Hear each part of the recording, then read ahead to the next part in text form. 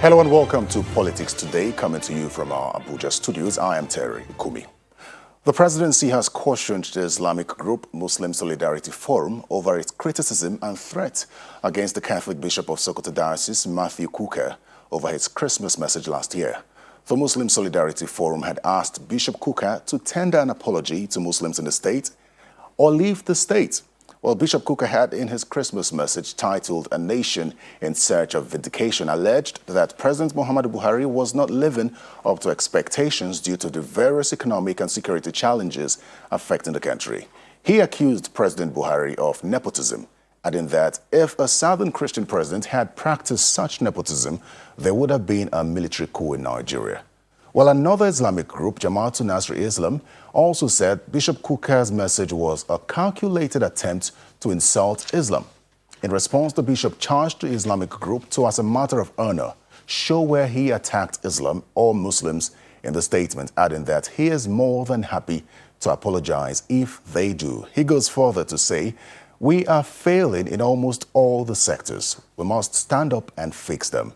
There is enough blame to go around," noting that everyone should be blamed for the current situation of the country. He says further that if we are saying never again, we must identify some fundamental issues. We must have our history written down or acted as a movie.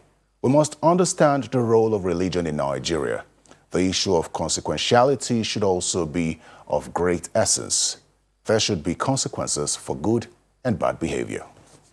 Well, now to our conversation of the night. Successive Nigerian governments have launched various renewals or recovery plans aimed at boosting or reforming the economy. The Buhari administration in 2017 introduced the Economic Recovery and Growth Plan, ERGP, on the heels of Nigeria's slump into recession for the first time in 25 years and the sharp fall in oil prices. Well, the ERGP, which ran from 2017 to 2020, was expected to restore growth, create jobs, guarantee improved human capital through access to basic quality education, and as well as education for all. It was also supposed to significantly increase investment in infrastructure through robust public-private partnership.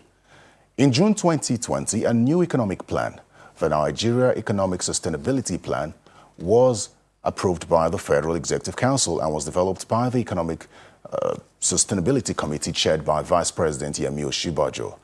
So with the current state of the economy, where the GDP is not growing as expected, unemployment rate is on the increase, and of course, considering the impact of the COVID-19 pandemic, let's look at the economic responses of this government so far, particularly in the context of the impact of the ERGP from 2017 to 2020 and the NESP. My guest is Laolu Akonde. He is the Senior Special Assistant to the President on Media in the Office of the Vice President. Mr. Akonde, welcome to Politics Today. Thank you so very much. Let's begin from the ERGP now, which ran from 2017 to 2020. It was supposed to be a roadmap for Nigeria's economic development. We all know how that turned out. But most importantly, what are the main developmental outcomes of the ERGP? Well, thank you very much. Essentially, the goal and the objective of the Buhari administration is in the area of ensuring that the average Nigerian has an increasing access into the resources of the country. And that was essentially what ERGP was about, to ensure that we were spending Nigerian resources on the common man. And that was the basis for the introduction of the biggest social investment program in the continent, where we budgeted for, I believe, for the first 4 years, 500 billion naira, to the development of the social investment program. Essentially to say that, look, it was time for us to begin to develop economic policies, socio-economic policies that addressed the needs of the common man. So we came up with the Empower program, which, as you remember, we engaged 500,000 otherwise unemployed graduates whether from universities, colleges of education, and polytechnics. We also had the conditional cash transfer, where we were giving 5,000 naira monthly to over 1 million very vulnerable, very poor Nigerians, the first time in the history of the country. And we also had the trader money, market money, farmer money, where we tried to target, people in the very lowest cadre of the economic level. So, for instance, we had that money where we give people 5,000, 10,000, and when they return the money, they get additional 15, I think up to like 100,000. We also had market money that gave people as much as 100,000, 200,000 to ensure that the average Nigerian at the lowest level of the rung, is empowered. And we have seen tremendous impact in the life of those that were taught. But when you... So the point I'm trying to make to you is that our focus, our major focus is how to begin to exert and to expend the resources of the Nigerian nation on those very majority of our people who really need the help. The developmental outcomes of those projects are very important. Some have questioned the impact. Some have said that its implementation was very poor. And to a great extent, the transparency was not clearly visible as far as the ERGP or the social investment programs are concerned. And then most importantly, the releases, actual releases from the budgeted amounts were a big problem. So the outcomes were not as expected.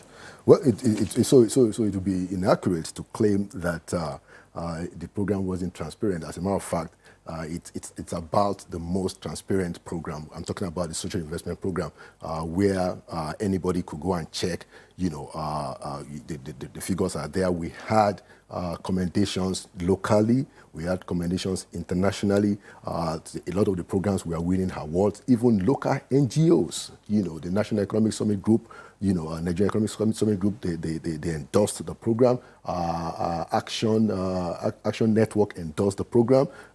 Agencies of the United Nations endorsed the program. African Banker of the Year Award, which is a continental thing, endorsed the program. And if you look, for instance, at how we picked the 500,000 Empower people, it was a situation where anybody could get in. You didn't have to know anybody. And so you have 500,000 young people in this country, and a lot of them have been coming out. If you just need to go to the social media. Anytime we were traveling, anytime we go to any part of this country, they came to the airport. But there are people who have also spoken about the N-Power. There were times where there were moments when there were protests against the N-Power scheme, where some persons have said that they've not received their monies as promised by government. And then I recall one time that the House of Representatives Committee on Humanitarian Affairs met on this issue, and the data was not available. The data is there an available data? The data is always available, and that's the point I was making to you.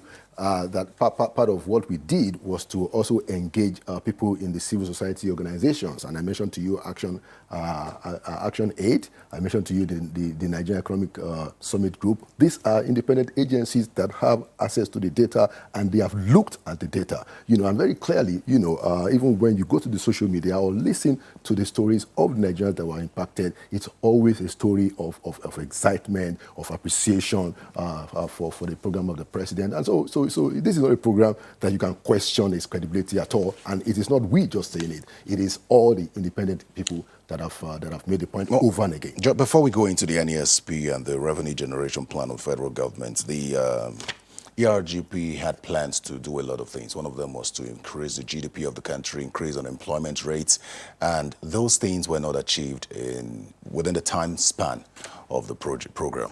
Well, the truth of the matter is that we had a situation in the country where our resources, the revenues were dwindling. So when we came in, if you remember, in 2015, the first time the president took office, there were over 20 states that were not even paying salaries. So the first thing that the president had to do was to come up with all kinds of bailouts.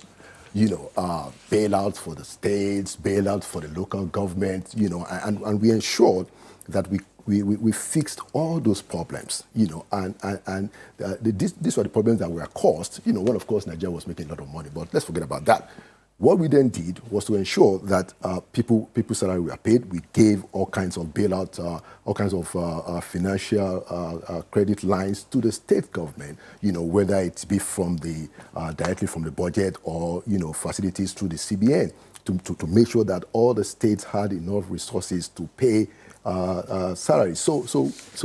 And all of this was happening, very important point, all of this was happening at a time when the fortunes, the revenues of this country was actually dwindling. It got to a point that oil was selling for less than $20. So you will see that what we have done actually is to do more, even though we were earning less.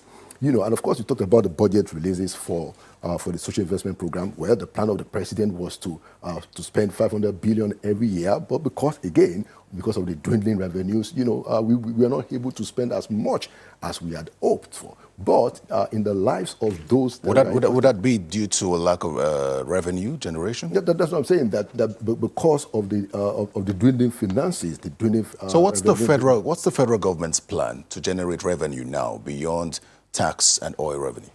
Well, those are the big sources. So we're doing. If you look at the budget this year, we're doing quite a bit in trying to ensure that we get more people into the taxation grip. So that we don't have to increase taxes, as it were. As a matter of fact, if you look at the Finance Act very well, what again we have done in line with the philosophy of the president to make sure that the average man is taken care of, is that we have actually cut taxes. So for instance, now if you are earning minimum wage, you don't pay any income tax, absolutely, completely nothing.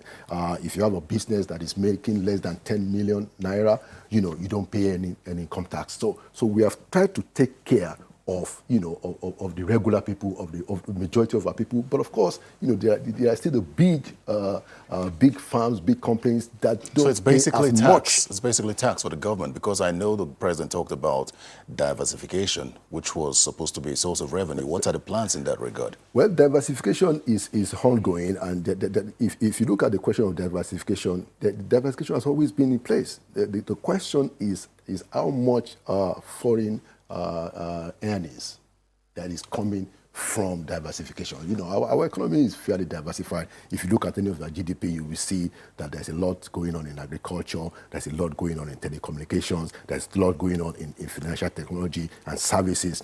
So the economy is diversified essentially. The problem is how we can earn, the dollar, the foreign earnings from this diversification. And I know that, for instance, the National Export Promotion Council is coming out with a big injection into that area that we encourage more of our products to be exported. Let me just come in here before we go on break. The president's speech, he talked about revamping the economy through the National Economic Diversification Agenda, and that's part of the NESP. Yeah. Well, the question would have to be, what are the details of the NESP that, to an extent, would achieve that and achieve the president's purpose of lifting 100 million Nigerians out of poverty? Okay, thank you very much. So take quickly, please. Yeah, take the solar, what we call the Niger solar plan, the solar power Niger. We are planning to install 5 million solar installations. That will touch about 25 million Nigerians. Okay, so this is going to involve a lot of manufacturing, a lot of assembling of the solar component. It's going to involve a lot of hiring people. It's going to people that we install it, people that will maintain it, people that will work in the area of maintenance. And so we're going to do about 250,000 new jobs only in that area. All right, But that's just one. I hope I get the time to talk about the rest. Sadly, we're out of time. Mr. Laulu Akonde, Senior Special Assistant to the President on Media in the Office of the Vice President. Thank you so much for coming on Politics today. Thank you. When we come back, you'll hear from my next guest on this same issue. Stay with us. Welcome back to Politics Today. We're discussing the economy and the plan of this government going forward, especially the NESP. My next guest is Dr. Kach Ononuju. He is a member of the PDP and a public affairs analyst. Dr. Kach, you listened to Mr. Laulu Akonde speak on the ERGP, starting from there, and the performance of the ERGP, which ran from 2017 to 2020. And he thinks that, especially with the social investment program of the federal government, that a lot of progress was made. Do you agree? No. All the government has had is just rhetorics. The simple way in an economy like this to actually grow the economy is to provide stimulus or a boost for small and medium-scale enterprises.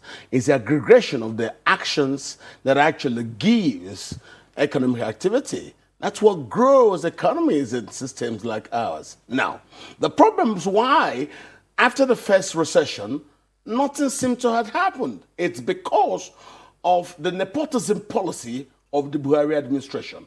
Because the people who run the small and medium scale enterprises don't seem to fall into the ethnic sphere of the people the president would like to help.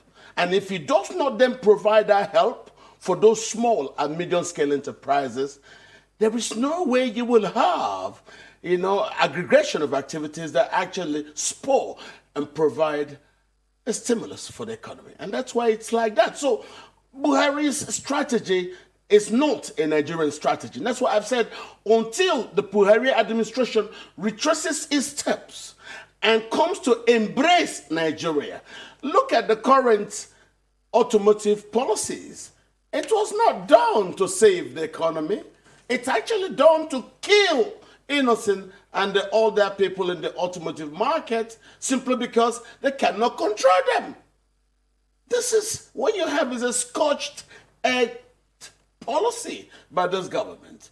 Buhari's government is not acting like a government that would be serious of embracing Nigeria. It would seem that that's what the president is trying to correct with the NASP, and I don't know if there are aspects of the NASP that give you hope going forward. Nothing gives. The only thing that gives me hope is the president's embrace of the small and medium scale enterprises. Go check any economic theory. That's what gives an economy its strength. What makes an economy grow is the aggregation of activities of the small and medium scale enterprises. And I believe because of the nepotism policy of the Buhari administration, those who run and own the small and medium scale enterprises do not fall into the comfort zone of the ethnicities that Buhari may like to help.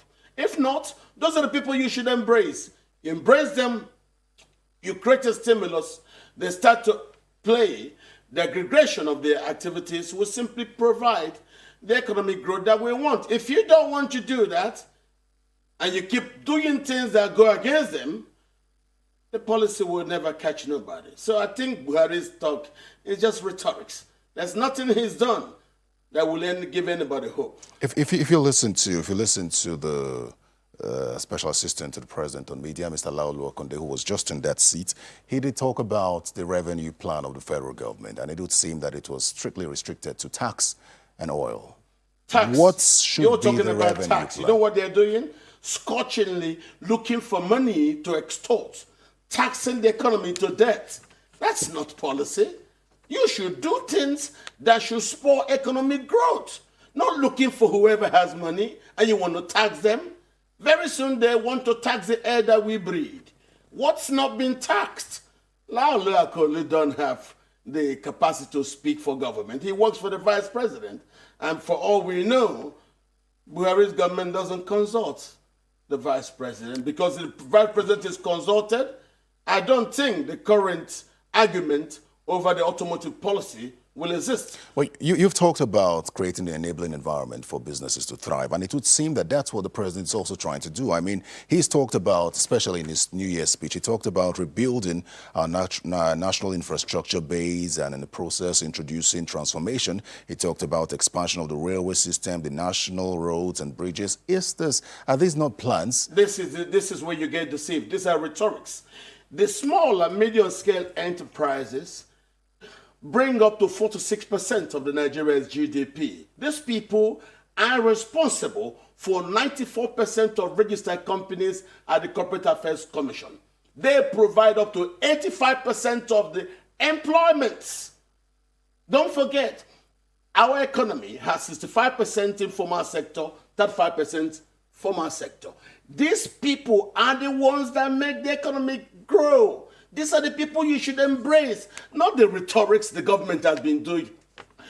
After the first recession, these small and medium-scale enterprises were not helped until you embrace them, until Buhari finds it in his heart to know that these are Nigerians that he should embrace and help. No.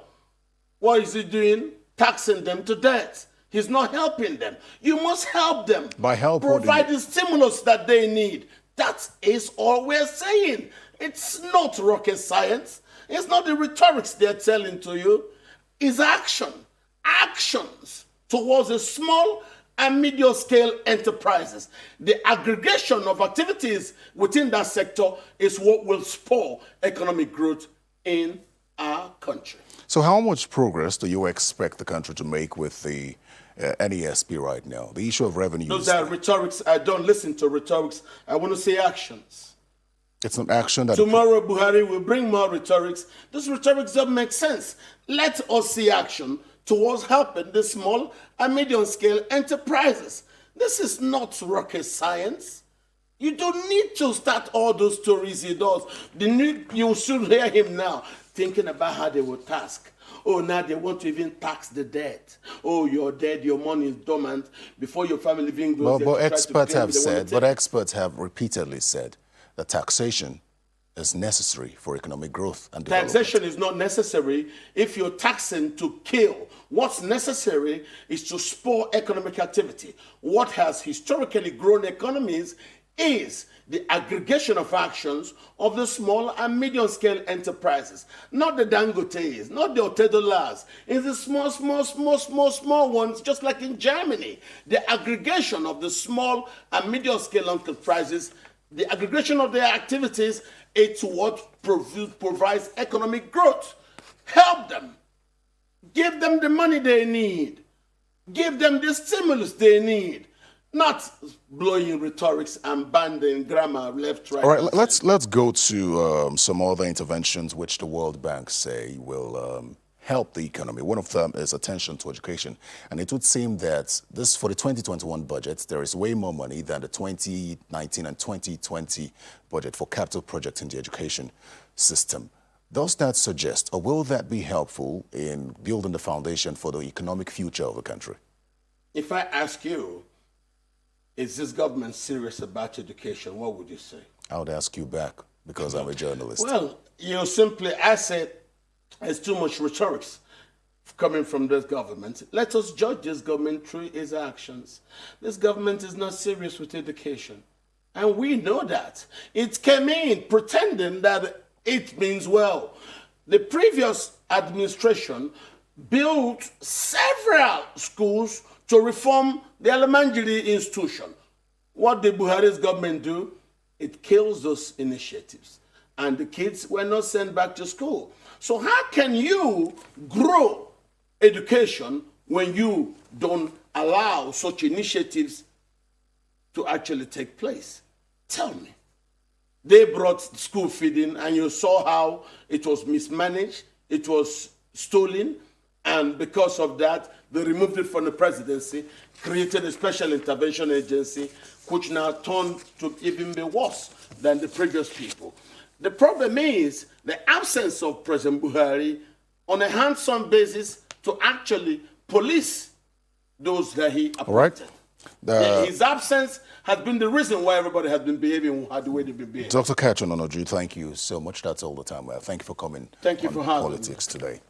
And that's Politics Today. Thank you for your time. I'm Terry Kukah.